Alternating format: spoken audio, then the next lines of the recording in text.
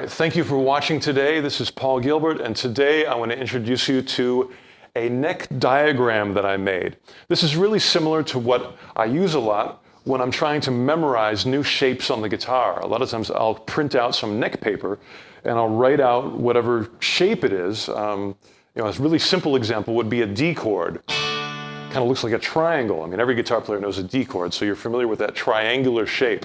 But if you're trying to learn something a little trickier, it helps to be able to study it visually, to memorize it so you know where to put your fingers. So today I want to show you a couple things that the neck paper, or the neck, in this case, the neck diagram will help you with. I want to show you, first of all, a simple string skipping arpeggio. And that one is going to be, I'm going to do one in the key of A minor. It's going to look like this. We're going to have an A on the D string. There, that represents where you put your finger. Then we're going to put the third there, the fifth there. We're not going to use the B string, and we're going to go up here to the A and the C. So I don't know, that sort of looks like a, maybe it's a rhombus. But it doesn't matter what it looks like. You just have to memorize that shape. Here are the notes. And you can use a lot of hammer-on and pull-off techniques because it's 2 notes per string. And you have that one on the bottom.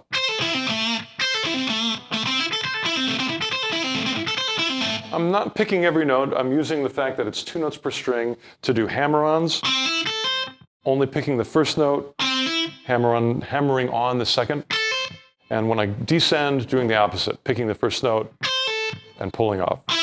That makes it much easier. You know, if you have to pick everything, you got to jump over that B string each time. But if you do hammer-ons and pull-offs, it makes the picking a whole lot easier. And I think it makes the sound of it smoother as well.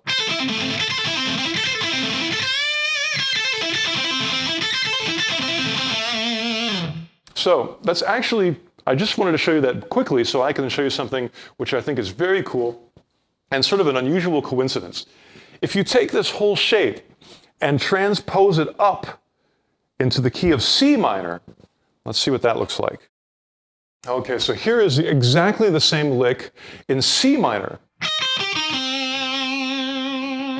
Now the reason I put it up here is one day I decided I wanted to explore the entire neck and find every single place I could possibly bend a cool note in the key of A.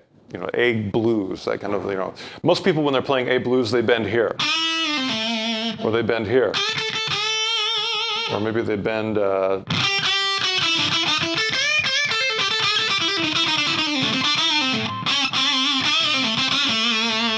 I wanted to know, I thought bending is important. It's one of the things that really brings out emotion and character out of the guitar. So I don't want to be limited to that position. I want to be able to bend everywhere. And as I was searching for the places to bend, I realized that in the key of A, this C minor triad lick, if you bend each string,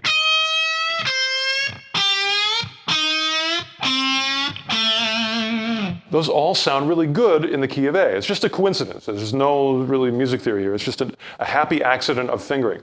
Now, if you don't bend them, it would be a horrible. It's going to sound kind of out of tune and not too good. And each one you also have to know how far to bend. The first one is a half-step bend to fit in the key of A.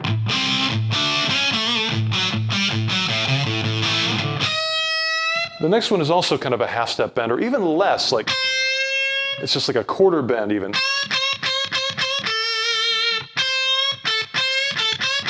So the next one is a whole step. It's good practice because you have to use your pinky on that one. Then we get another half bend, another half or even less. So I love the sound of this, especially if you skip around. Maybe do this note and this note as octaves, like, then maybe this one and this one. So you'd be like, and then go back to your typical ones in fifth position.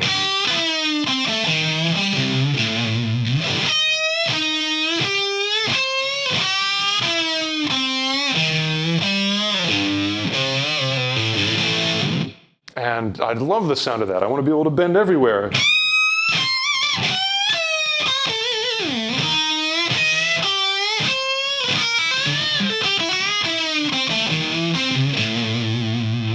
So please explore the neck and find as many places as possible where you can bend. Sometimes it's even cool to pick a purposefully bad note, a note that you know does not fit in the scale, and bend it until it does. For example, maybe one of the worst notes you could pick in the key of A would be B flat. That one in a blues kind of sound is going to be really ugly. So don't stay on it long. Just immediately bend it,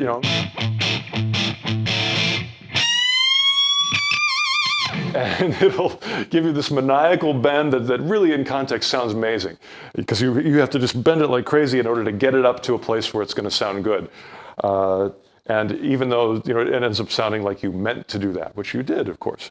And that's it. Keep on bending those strings. You need calluses in order to bend strings. That was one of the best pieces of advice that my Uncle Jimmy ever gave me. He said you need calluses on your left hand, you need to mute with your palm, and you need to practice all the time. So I tried to follow those 3 rules, and bending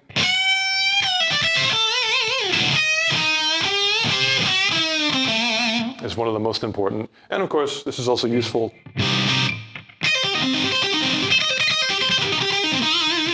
as a rip and arpeggio lick. So you've got 2 licks for the price of 1. Thank you very much. Rock and roll.